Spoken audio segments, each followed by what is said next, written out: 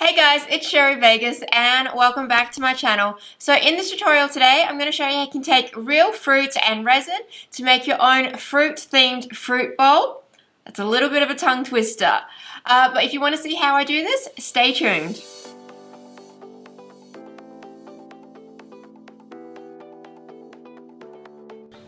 To get started, you're going to need a few supplies. So you're going to need some fruit. So you can either dry your fruit out yourself and prepare it for the resin, or you can buy online like Amazon, eBay, all of that. You can buy already preserved dry fruit.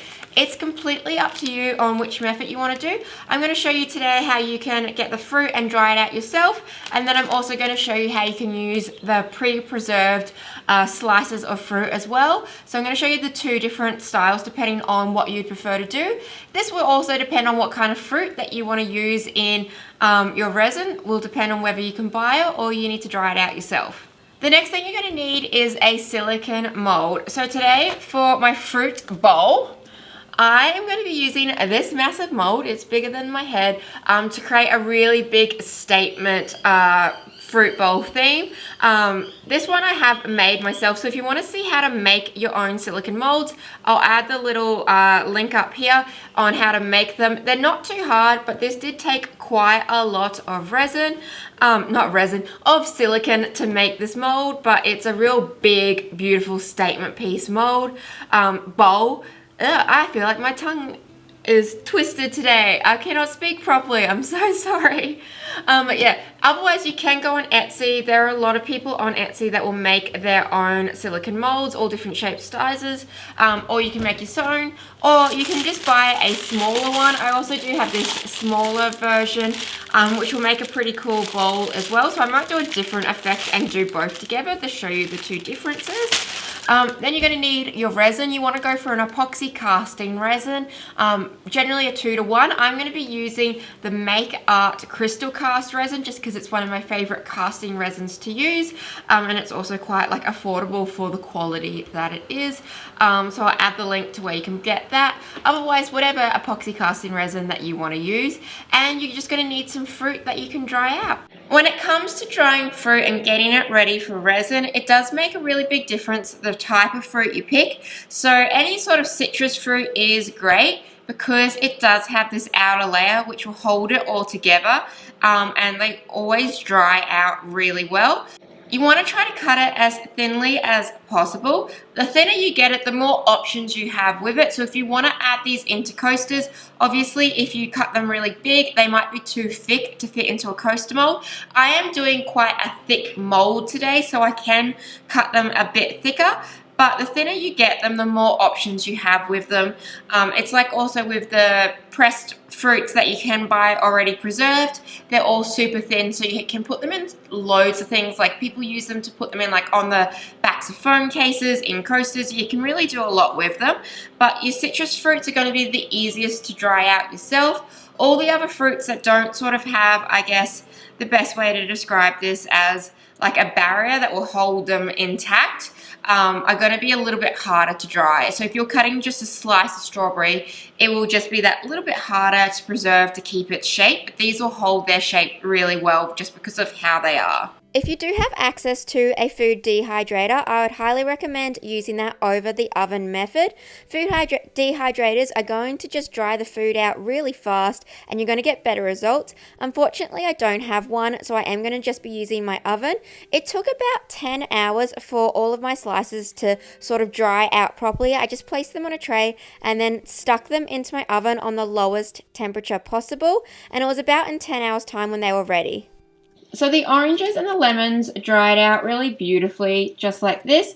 The limes didn't do too well. They ended up going really brown and lost all their beautiful green. So I chucked them out. I should have shown you guys before I threw them out, but I just didn't even think about it. But I also have dried out in some silica gel, some mint leaves. Let me get to focus. Just like that, to add that green back into my fruit bowl. I thought it'd be really cute, like the mint leaves with like all the citrus fruit, because that's generally what you garnish like drinks and stuff with. If you wanted to do that, you obviously don't have to add in the mint leaves. I just thought it'd be a really nice color combination. If you want a full instructional tutorial on silica gel and how to use it, I do have a video on it, so I'll just link it at the top.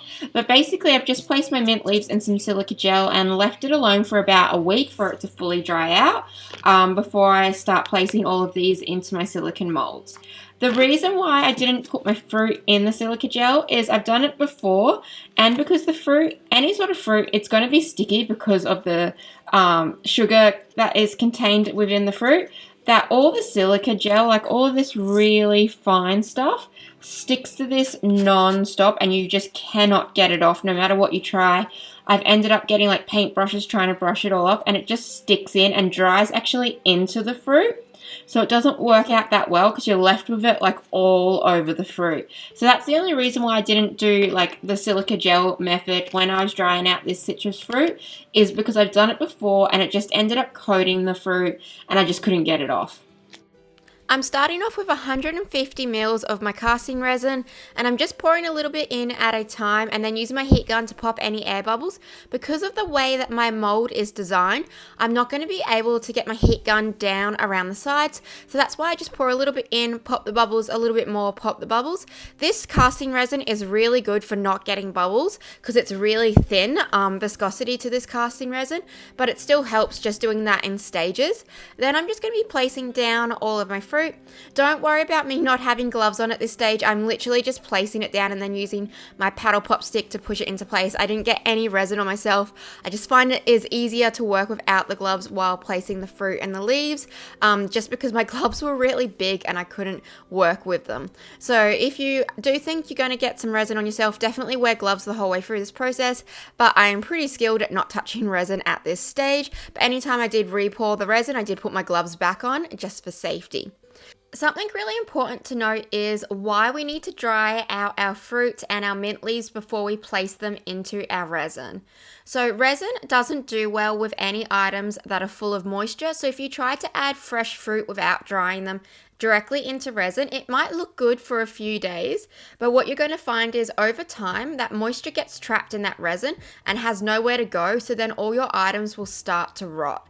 So that's why you definitely want to make sure that whatever you place into resin is completely dry. So that's why you either need to buy the items already dried from like my Amazon store or eBay, anywhere you want to find your fruit, or you need to dehydrate your fruit pieces out yourself, and you want to make sure that they're completely dry before you do add them into the resin. Once my first layer of resin had dried, it's time to do my second layer. You just need to keep repeating this process until you fill up the entirety of your mold. So if you are using a smaller mold, you might only need to do 2 layers, but for this I'm going to need to do 3 to 4, just constantly repeating that. So I'm just doing the exact same steps as I did the first time, where I've placed my resin down, I've popped the bubbles, and then I started to place some more fruit slices and mint leaves on top.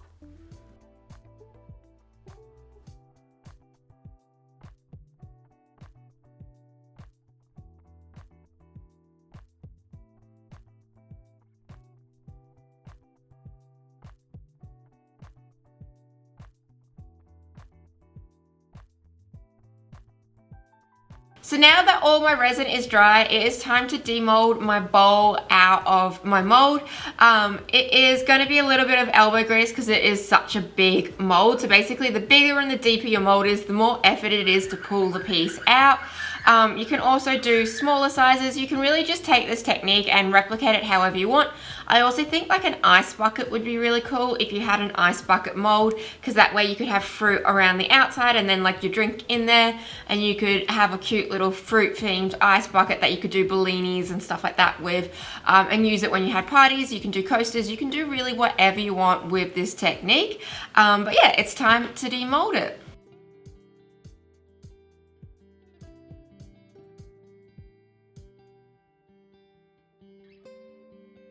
Okay, so that was a bit of an effort to get it out of its mold. I do have to go through and fix up some imperfections. Because my mold is a matte mold, that's why it has a matte finish. But if you want a shiny finish, you just need to do a top coat of resin. So I do have some parts where the resin didn't get under, or it just didn't fully cover that area where the fruit were going because of the 3D nature to the items that I was adding in, created some like air pockets within the resin. So all I need to do is just fill those areas with resin. I knew I was going to have to sand this piece anyway, so once I fill those areas with resin, then I can go back through and sand all these pieces, because I knew I was going to have just some rough edges and where the mold was meeting as well. So I did know I was going to have to like go through and finish all that. But otherwise, it looks pretty awesome the way it is. All I need to do now is just finish it off. So just on parts where the resin has overpoured or where the cuts in the mold have met, I'm just going to add a little bit of heat and then cut those off and then go around and sand. So it's flexible but not enough to cut it off. So I'm just going to use my heat gun, heat up the resin to make it really soft, and then it'll be really easy to cut off.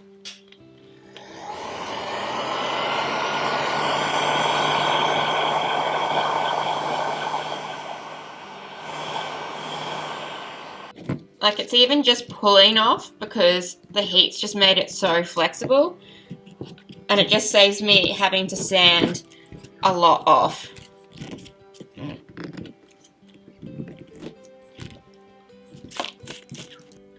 With sanding, I like to start off on a rough grit just to get down any big bits of resin that I need to get off, and then I slowly transition through to finer grits. I ended up starting off on a 120 grit and then finishing on a 2000 grit.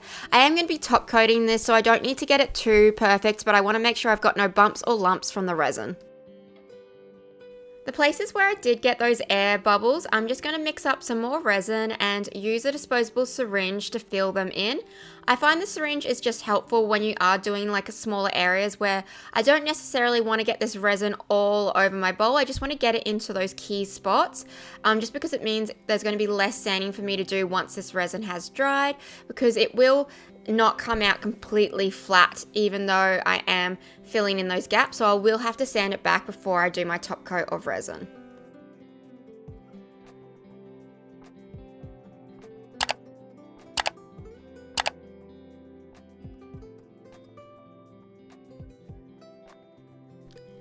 Once your resin has fully cured, then you can just give it a sand back before applying your top coat. If you wanted to keep this matte finish, you would just need to go through your sandpaper grit until you got to maybe 4000, where it would buff out all of those sanding marks but still keep a matte finish. But because I want this bowl to be really shiny, I'm just going to be applying a top coat of resin. I'm using the Make Art top coat, and I'm just applying that all over the surface of my bowl.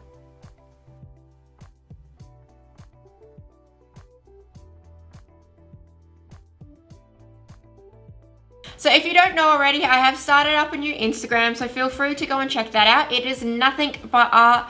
My original Instagram was like a little bit of lifestyle, a little bit of art, like all mashed together. A lot of people said that they just wanted to have like my art Instagram, so I've created a new one. So if you are new to my channel, or if you don't follow me already, please go and check that out, our Instagram out. And don't forget, I also have TikTok and all of the other social medias. So please feel free to follow me on all of those. It is always a big help. And if you liked this tutorial, please give it a big thumbs up. It really helps me out. It helps YouTube show this video to more people. If you are new to my channel, please do subscribe, as I love to post tons of DIY, art, craft, and resin projects every single week. And if you ever have an idea that you want me to try, feel free to leave it in the comments below. It's always really helpful to see what everyone else wants me to try, because sometimes I do run out of ideas. So thank you guys so much when you do suggest things. I'm always happy to give it a go. Yeah, thank you guys so much for watching.